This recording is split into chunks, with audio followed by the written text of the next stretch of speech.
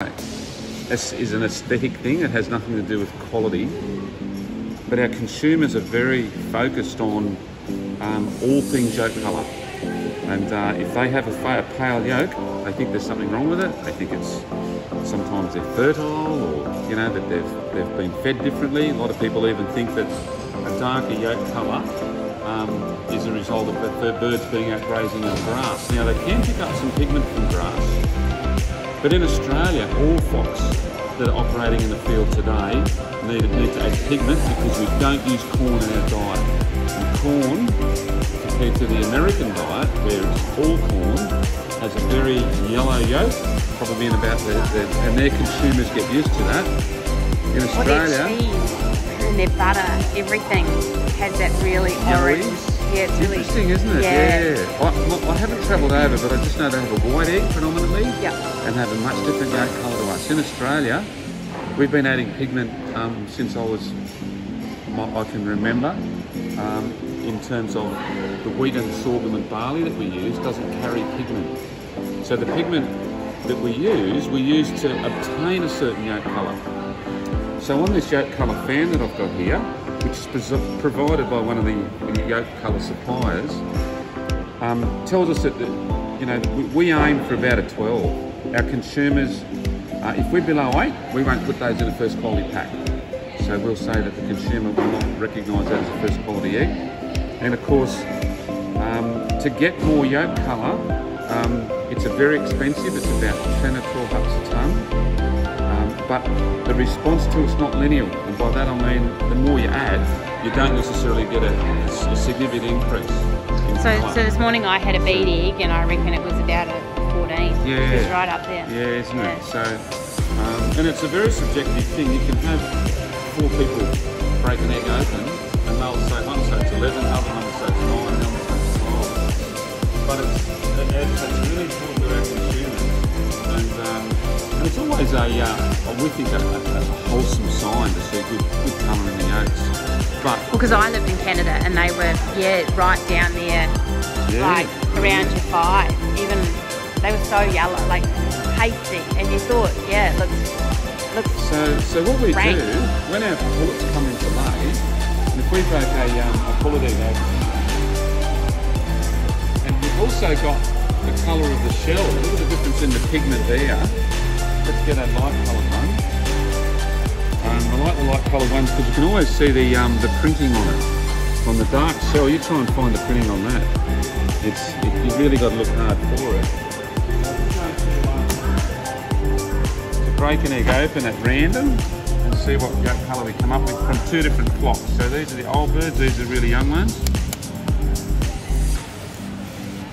Now, if I was to do it properly, I'd have a white background instead of the... Now notice that when I hit 2 eggs together, the weaker shell breaks. Yeah. That one's a really nuggety shell. So yolk colour, what you want is actually uniformity. So you're getting 2 eggs, similar, aren't they? completely different external colours, but they... so let's see which is the weakest shell here. And these are from our older birds. Again, similar colour. So there we go. We've just at random broken four eggs open. Can you hold that for us, please, Phil? And I'll just see what colour we reckon they are. As I say, a white background is how you do it properly. But clearly it's probably between 10 and 13. Yeah. Probably more 12 and 13, I'd say. I wouldn't call them a 14 or a 15. But even from the different ages, they're all really uniform. The other thing that we always want to make sure, and by breaking them on a white plate, is that the albumen is really tight and not runny, because as the eggs age, that albumen we often say is more watery or spreads. And you cook that when you're trying to do a fried egg in a saucepan without a ring, you want that to naturally hold in there. So you've got your first ring of the albumen that holds in tight, and you get a little sort of splay of additional lighter stuff. When the eggs are old, and sometimes we've aged eggs specifically to do this, you have a look at it, and it'll just go straight over the plate. And even sometimes the yolk will break. That's the worst thing you can have when you're cooking an egg. So It's interesting, isn't it? How you get we're drilling down to the eating, but it's important to consumers. You know, and it's how they feel when they're cracking the eggs open. If their experience is not up to expectation, bloody complaints come back. You know. Well, I just know that when I lived in Canada, I ate way less eggs because and I love eggs because I was like, they look tasty and shit. Yeah. And I think because it was psychological to me, it tasted different too. And we are fussy individuals, and everyone has different preferences. And the last thing you want to do is have someone not eat eggs because they had a bad experience with it. And the wonderful thing about the cage system is that the eggs are always taken out of it each day because all the eggs roll out, as opposed to a nest box system in a non-cage where you've physically got to pull those eggs out. And sometimes staff aren't as good at doing it, or the automation doesn't work as well.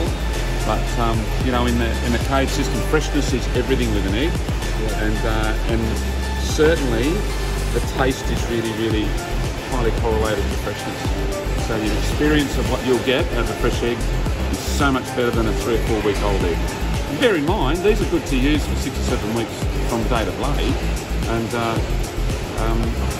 But interestingly, on the flip side, if you want to peel a hard-boiled egg, don't do a fresh one. Yeah, use the older one. Always make sure that it's been aged for a little bit, because the little membrane doesn't let go of the hard-boiled albumin. Whereas in an older egg, it lets go beautifully. So if you're going to try and cook hard-boiled eggs and have them look nice on a salad plate, you don't want all that missing white stuff around it where it sticks to the yolk. So make sure that you have the oldest egg to hard-boil and peel. And another good little thing I find is if you hard-boil 10 eggs or a dozen eggs and you only use 5 or 6, write the date on the texture on that egg for 2 reasons. One is it's got the date written on, it's hard-boiled anyway. And secondly, you've got the date for how long ago you cooked it. So, if you hard-boil them back in the fridge, you've still got information. How long do you reckon they'd last for?